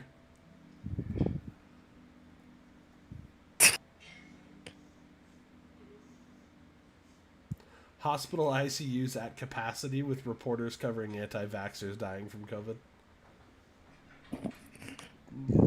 That's pretty good. Oh, yes. Study. Okay, here's one that we can both relate to. Study. Oh, boy.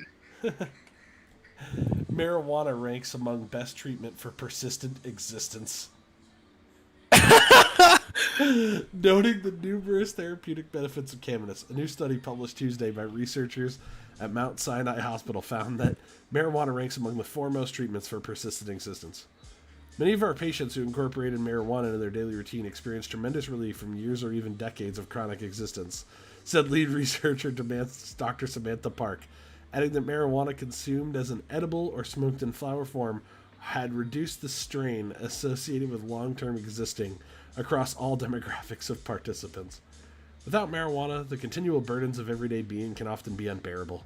In fact, many wondered if chronic existence could even be treated.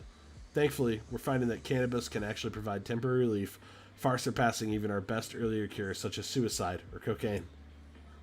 The report added that marijuana also appeared to treat related conditions such as clinical consciousness and acute reality. Oh my god. That's a good one. I like that. That was a solid one. I liked that quite a bit.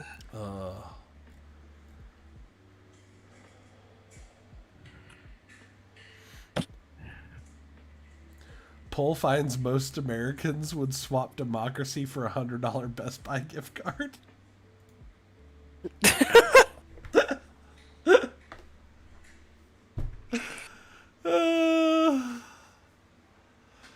Our research found that 72% of Americans would agree to give up all free and fair elections in the U.S. forever in exchange for a $100 certificate they could use to purchase a new Bluetooth speaker or a couple Keurig coffee makers. A Pew pollster, Dana Felder, who noted that an overwhelming 90% of Americans stated they would eagerly surrender their First Amendment rights without a second thought for a chance to rummage the bin of discounted DVDs and Blu-rays at the front of the store. 65% of the survey respondents stated they would choose to live in an autocracy as long as they were receiving free shipping, and another 55% of Americans responded that they would gladly abandon democracy for as little as 15% off. Coupon from Bed Bath & Beyond. The remaining 28 who said they would not swap democracy stated they would only do so for a gift certificate to a nice local bakery.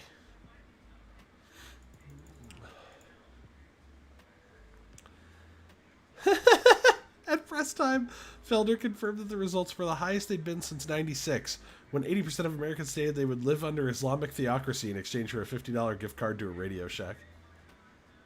Jeez. These are creative. Every day. Let her be pissed. So they're trying to say that he's roaming when he's using his phone as at work. Is that what the whole thing that I was kind of gathering? It was kind of blurry, so I was kind of reading between the lines on that.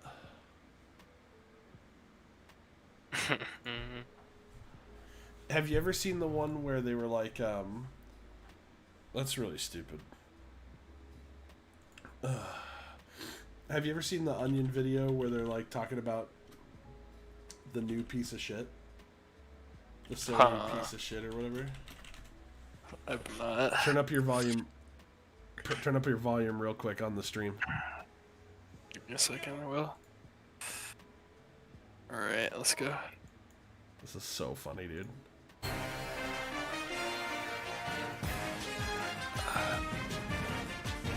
Tech-savvy consumers are lining up today to be the first to purchase Sony's brand new stupid piece of shit that doesn't do the goddamn thing it's fucking supposed to.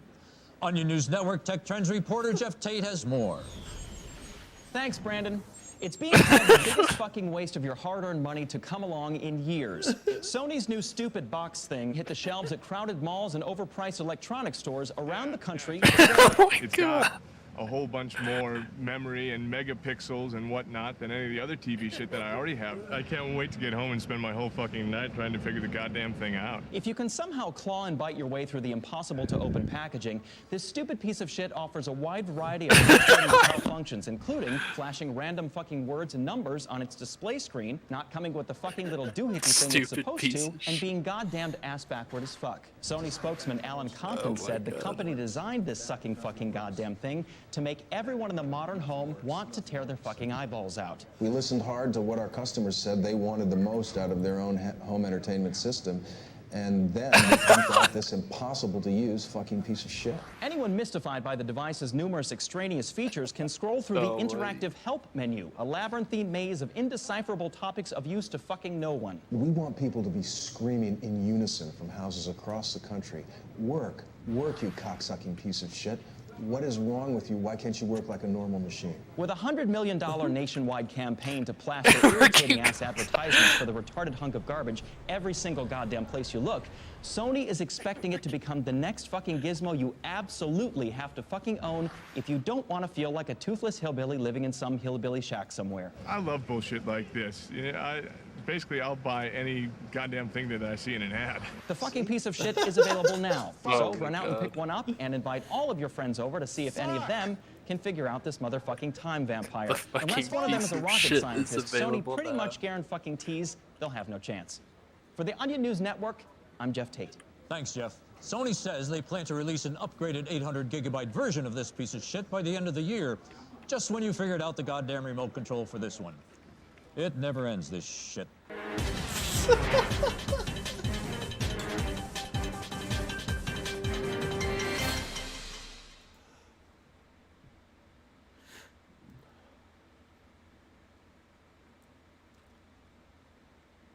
Whoa, that's When spicy. you flip the switch.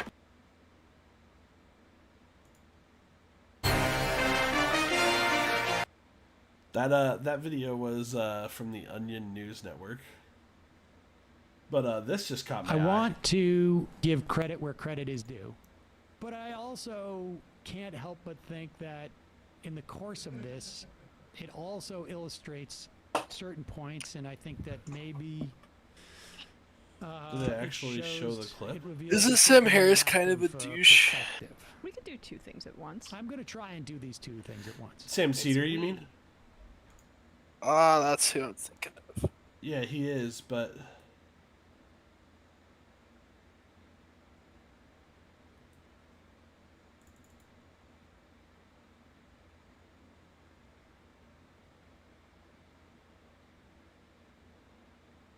This is so dishonest.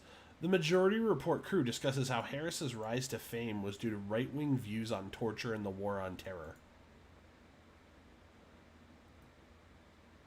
That's not why Sam Harris got famous, you dickholes.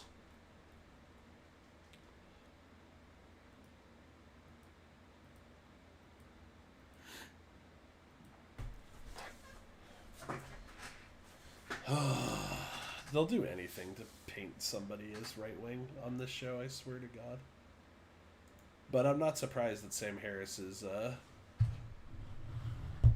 shutting down Brett Weinstein. Brett Weinstein used to be somebody worth listening to, and now he's just completely off the rails. Yeah. Like, let's see his Twitter feed lately. Let's look at it.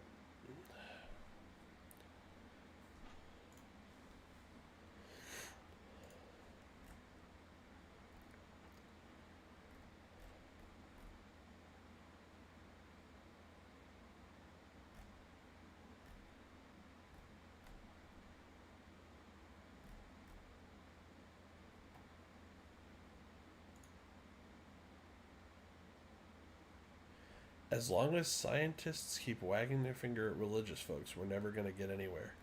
Disagree with that. Where is that in your chat? No, this was Brett Weinstein has shared recently. Oh. Oh, apparently he went on Glenn Beck's show. That's not a good sign.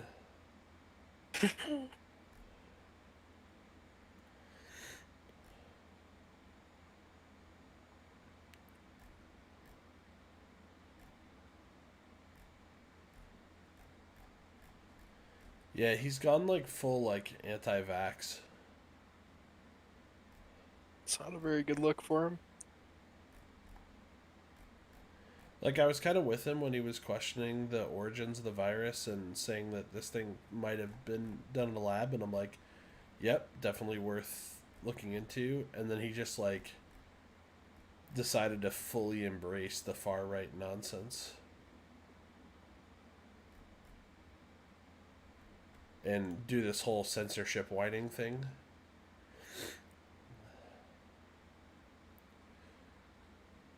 Oh, apparently Majid Nawaz got censored.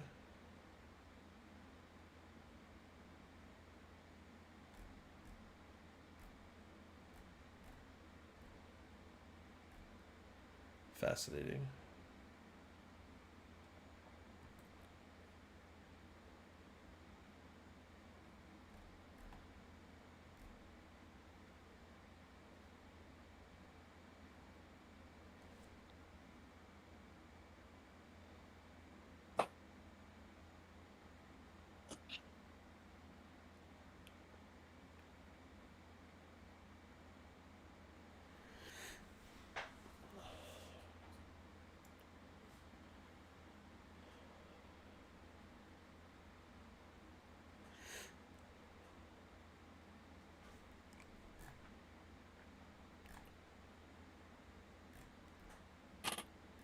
Yeah, I love this new argument for anti-vax is that the virus is going to become endemic. What does endemic mean?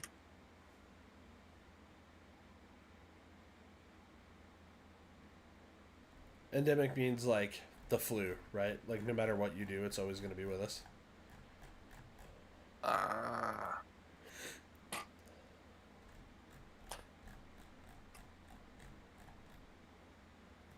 Like most other coronaviruses, for that matter. All right, well, I think that is it for the stream tonight. Thanks for hanging out with us, Kelsey. Appreciate it.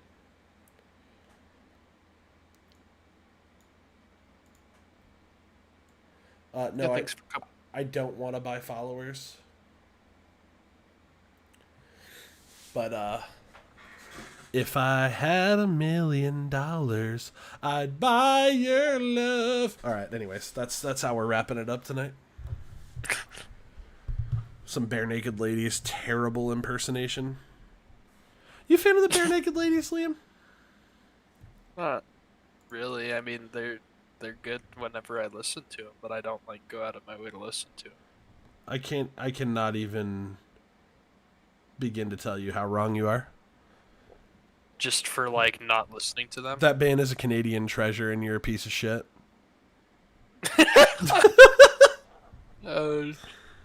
Damn. You need to go admit it to Tim and fucking Caleb right now that you think the bare naked ladies are trash.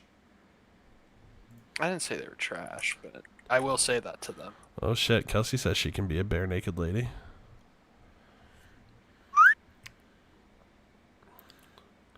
I'm gonna have to get off the stream real quick now. Oh boy. If I had $1 million.